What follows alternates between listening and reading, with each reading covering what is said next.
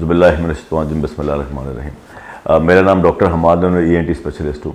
लेकिन आज हम कुछ जो प्रोग्राम लेके आए हैं वो जनरल टॉपिक्स के ऊपर लेके आए हैं, ENT से हट के, क्योंकि मैं एक GP भी हूँ, फैमिली फिजिशियन भी हूँ, तो मेरा काम है आप लोगों को हर चीज़ समझाना। जो अभी मैंने एक टॉपिक चूज़ किया, that is very common, hair fall. ठीक है, हेयर फॉल के ऊपर अगर मैं बोलना शुरू करूँ तो आई थिंक मुझे 3 दिन चाहिए, क्योंकि इतनी ज़्यादा कॉजेज़ हैं। बट हम छोटा छोटा करके समझा रहा हूँ ताकि आप लोगों को बेसिक चीज़ें समझ आ जाएँ। ये हेयर फॉल स्टार्ट होता है लड़कियों में जब ये प्यूबर्टी क्रॉस करते हैं, दैट इज़ 12, साढ़े 12, 13 साल, तो उसके बाद ये गिरना शुरू होता है।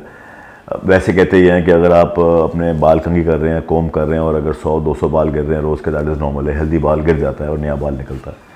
बट आपको नज़र आ जाएगा कि अगर ज़्यादा बाल गिर रहे हैं और बच्चे की गंज या टिन नज़र आ रही है तो दैट इज़ अ प्रॉब्लम।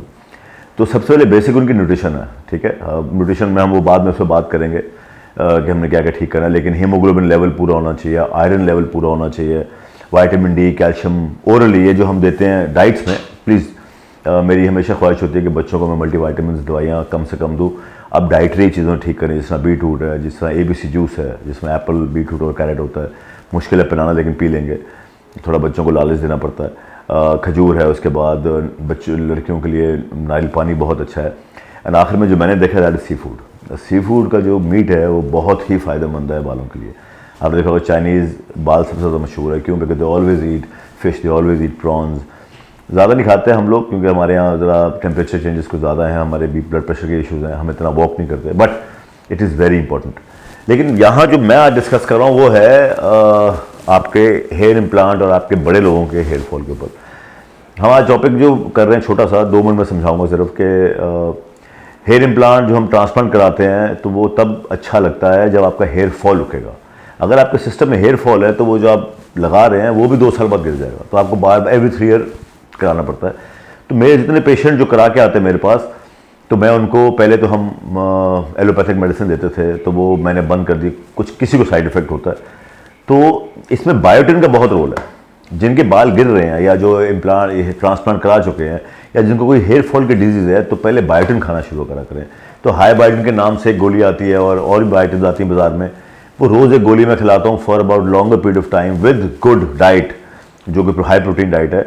और ये जो हेयर फॉल के अंदर जो आप स्प्रे इस्तेमाल करते हैं उसके साइड इफेक्ट्स हैं, जो हम आप नेट पे जाएंगे समझ आ जाएगा। लेकिन ये जो नई रिसर्च आई है जिसके अंदर प्रोकैपल आ रहा है, ये कहते हैं कि ये एलोपैथिक नहीं है।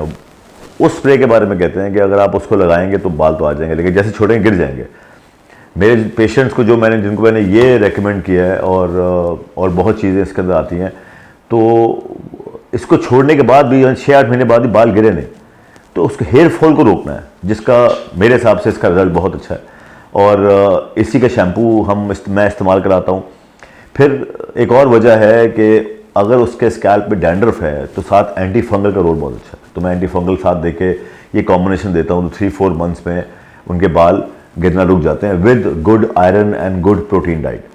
तो मेरी एडवाइस है आप लोगों को, जो भी बाल गिर रहे हैं जिनके या जो सर्जरी करा चुके हैं, तो इसको ज़रूर 3 मंथ्स के लिए ट्राई करें कि ये रोज़ रात को लगाना होता है नहाने के बाद। इस शैम्पू से हफ्ते में 2 बार नहाना होता है। बायोटिन रोज़ एक खानी होती है विद कैल्शियम, गुड कैल्शियम, और आयरन सप्लीमेंट या फिर आयरन डाइट, जिसमें खजूर है, जिसमें सेब है, जिसमें नारियल है, ये ज़रूर खाया करें ताकि बाल आपके गिरना रुक जाए। Thank you.